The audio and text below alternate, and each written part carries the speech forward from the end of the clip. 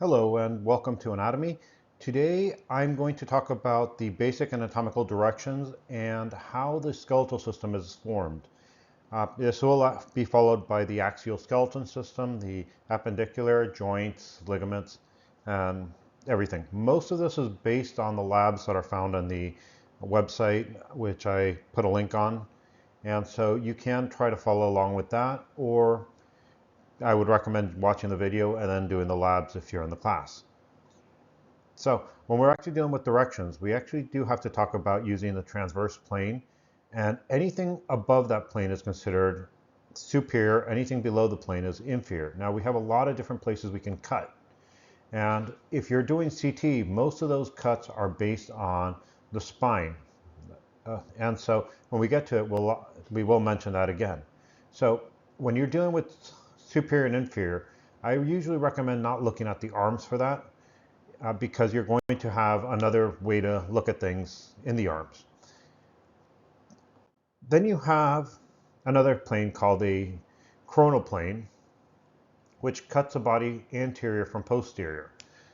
Remember, this is always based on anatomical position, so you can see the thumbs here are pointing out and the toes are pointing forward. So anterior and posterior are really going to be important when we look at bones and muscles. We can do a mid-sagittal plane, and sagittal means the path an arrow would take. So if you're shooting someone with an arrow going this way, you would want it to go straight this way. And so it separates the right from the left. It shows you, the mid-sagittal plane shows you the bilaminar symmetry. Now, when we're dealing with skeletal histology, it's important to understand what a tissue is, and pretty much it's a combination of cells and a matrix. Cells are what's alive, the matrix are the proteins, the water, the ions, anything else that's not a cell. And so most of the tissues that we're going to talk about in the skeletal system are going to be connective tissue. Again, there are different types of tissue. There's connective, which is the main one we're going to talk about, usually has more matrix and cells. This is things like blood, bone, the connective tissue that makes ligaments, the connective tissue that makes the dermis of skin. Then you have epithelial or endothelium and mesothelium, which are linings. They usually have more cells than matrix and are found on the top layer of skin, in the layer of the digestive system that faces the digestive tract itself, the lumen. Then we have contractile, which basically contracts. That one we'll deal with mostly when we talk about skeletal. And nervous is pretty much sends messages in these long distances, but the cell itself is usually really long. And again, we'll talk about these a little bit later. So, what are the tissues found in the skeletal system? You have cartilages, and there's 3 types, and each type has a specific function. You have bone, which, depending on its structure, you have different types. So you have spongy bone and compact bone, and usually you'll see the root osteo with bone, chondro with cartilage. Dense regular connective tissue will have the word fibro in it, and it's dealing with the fibrous proteins inside of it. And so you're going to have a lot of regularly arranged proteins really tightly together. Dense irregular, they're going to be dense proteins, but they're going to be in an irregular shape. And then you have loose irregular fiber tissue, which is usually also called areolar tissue. You do have an elastic tissue, which is found in the arteries, large arteries as well. So I just wanted to show you hyaline cartilage. And what you'll notice is you'll see that in the matrix area, the area between it has a nice smooth appearance, a glassy appearance.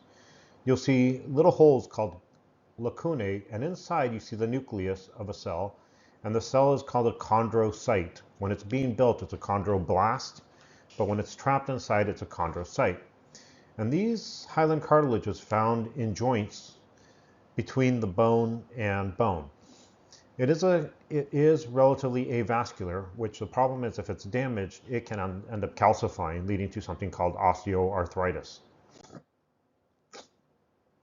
Okay, we also have elastic cartilage, and in elastic cartilage you can see these bands of protein going everywhere. It looks almost like a wool. You can still see the lacuna, and you can see the chondrocyte. If you notice, cartilage has the same arrangement. It's actually the fibers inside that change. This is usually found in the floppy sides of ears and areas of the nose that are moving, and in the larynx. Epiglottis actually has a lot of it. And the reason you would want fiber cartilage is so anything that gets stretched or bends will be able to return to its normal shape. Over here you have fibrocartilage, and you can see the arrangement of the collagen fibers in parallel. You can still see the lacunae and the osteocytes inside. These are usually found in either weight-bearing joints or in areas that require a lot of strength to hold it in place, like the pubic symphysis, which we'll talk about later. You also have them in labrums, which are areas in joints that have a lot of motion, which also require some force to hold it in place. So there are some words I would recommend knowing before you even look at bones. One of them is chondro, which means cartilage. Lacunae, which is a hole inside tissues where cells live. Cyte, meaning cell. And here we have the next type of tissue, which is osseous tissue. This particular osseous tissue is called compact bone. It's found on the outside of bone, which is called the cortex. Now, you have outside layer of stuff is called cortex. Inside is usually medulla. So in the cortex, you have the compact bone, and you're going to have these tree-like rings called concentric lamella around an opening called a central canal. Together, this entire structure is called a osteon, and you have lacunae with cells inside. Now, you'll also notice these lines going through the concentric lamella, which are called the canaliculi, and between the osteons, you'll see pretty much bone tissue that goes in different areas. So this is your interstitial lamella. Now, there are connections between the two central canals called Volkmann canals, or perforating arteries. This is an example of spongy bone, which you can see the bone, you can see the osteocytes and lacunae, but they don't have that circular arrangement. It's called spongy not because it's soft, but because the fibers run in many directions and it looks like sponges. Now over here you can see some red marrow and some adipose tissue, which is also found in medulla. So this is found in the inside portion of bone. The other important tissue to know when you're dealing with the skeletal system is the dense regular connective tissue. Again, you'll notice these fibers are really tight, and you can see some of the fibers within this, and they're arranged regularly in parallel. These purple things you see here are the nuclei, which have been squeezed because it's really tight. This tissue is also avascular. It doesn't have too much doesn't have blood vessels, and so if it's damaged, a lot of times it has a hard time healing. This is found in tendons and ligaments. Ligaments are bones, connect bones to bone. Tendons are muscle to bone. Here you can see the tight fibers, but they're running kind of everywhere. And so this is your dense irregular connective tissue. You can see the nuclei. You can sometimes see macrophages in here. Again, it's avascular, and this tends to give you a little bit more stretch. It's actually found in the dermis of skin and pretty much encircling almost any organ. So if you have a membrane around the organ, usually it will have dense regular connective tissue somewhere. The other one is a mesenchymal, and you'll notice these big cells and a loose tissue between it. Mesenchymal connective tissue is a temporary tissue. Usually it's actually there and it makes membranes before you make other tissues, which is really important to know for embryology. So words I want you to know are chondro, which means cartilage, fibro, which means fibers, osteo or osseous, which is bone, lacunae, which is a hole in a tissue where usually a cell will live. Canaliculi are the little connections between the lacunae and the central canal. Cyte is a cell, blast is a maker. Now, this picture here, as far as I could tell, was a fair use picture according to what I looked at. And so one of the things that is important when you're dealing with bones is to see how the nervous tissue forms. So you have the neural plate.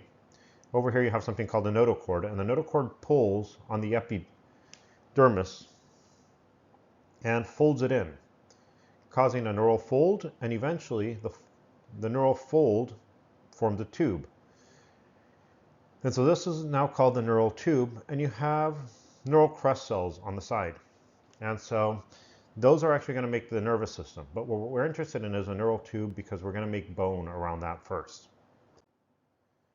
Now, one thing that ends up happening is early osteogenesis. Osteo means bone, genesis is beginning.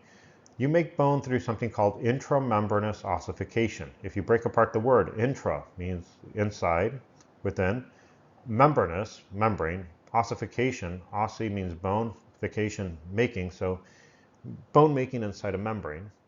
And what happens is you have a bunch of cells specialized on the sides of the neural tube, which are called somites. And the somites will divide into three groups. One of them is called the sclerotome, one of them is called the dermatome, one of them is called the myotome.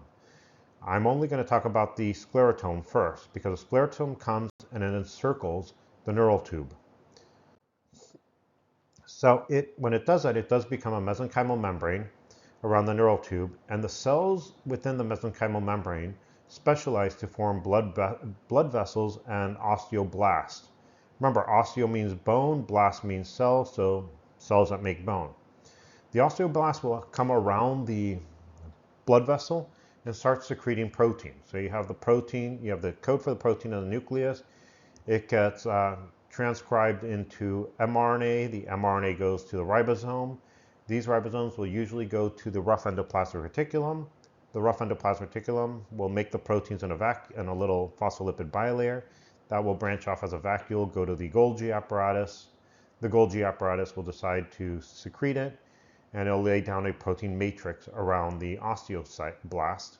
And then the osteoblast will take calcium and phosphate from the blood, bind it together, and form the matrix made up of these concentric rings. And when the osteoblasts are trapped inside the matrix they made, they're called osteocytes. So those are the bones that are made through intramembranous ossification are all the skull bones, the sternum, the ribs, the vertebrae, and the clavicle. Pretty much most of the irregularly shaped bones. It is really important to make the skull bones through intramembranous, so you can have pretty much a more malleable skull during the birth. Now, the other type of calcification that you have is endochondral. Endo means inside, chondro means cartilage. And so what happens is, where you're going to have the arms and legs, you have these limb buds, and you form a skeleton of hyaline cartilage. Around the hyaline cartilage, you have something called perichondrium. It's connective tissue around the cartilage. And over here you can see I took a slide of hyaline cartilage. And what happens is the perichondrium here becomes periosteum. And the cells here start laying down bone matrix right next to it. Well, when you start getting the bone matrix, it separates the blood vessels. Remember, hyaline cartilage is not vascular. It borrows blood vessels from around. So when you start making bone around it, the area within that bone layer, and it is going to be around this area, starts dying. And so over here you can see cartilage dying and a little cavity opening up. You want that. But what you also want is you want to bring a blood vessel. You have my little blood vessel here, trying to get in there. But as you have bone around the blood vessel, or between the blood vessel and the cavity, you need a specialized cell. The cells you need to get into pretty much the developing bone is called an osteoclast. Clast is a cell that breaks. So an osteoclast is a cell that breaks bone. So you're going to actually secrete hydrochloric acid here and break down the bone matrix, so you can end up getting the blood vessel. And I already said all that. You can get the blood vessel to go inside. So blood vessel can't get in. You have your osteoclast, they secrete, and then you can come inside here and shoot blood vessels up and down this. As you do that, you start secreting bringing in the osteoblast, and you start making bone going up this direction, so from here up and from here down. You will develop a cavity in here, which is a medullary cavity. And so what you see is you can see the cartilage on the sides and the bone in the middle. That's your primary ossification center. The same thing will actually happen up on the top of the bone and on the bottom of the bone. Now, long bone has a couple different areas which I do want to mention. One of them is called the diaphysis, which is the middle of the bone, and the epiphysis is the outer area. So in the primary ossification center starts in the middle of the diaphysis, and then the epiphysis will have secondary ossification centers. And same thing's going to happen. The only thing different is on the secondary ossification center, you'll have a cap of cartilage, which we'll see on the bone. And so just pretty much giving you all the. Now, there are words that are really important to know to get an understanding of this. One of them is the sclerotome. Sclero means hard, tome means layer. So sclero hard, tome layer. Derm means skin. So you have a dermatome. You also have something called intra, such as intramembranous ossification. You can see how you take intramembranous ossification. You have endochondral ossification. So inside, membranous is membrane. Chondro means cartilage. Ossification, bone making. A blast is a cell that makes something. And a class is one that breaks something. We also talked about peri. So peri means around. And so if you have a membrane that's around cartilage, it's a perichondrium. Chondrium, same thing. Periosteum will be a membrane that's around bone.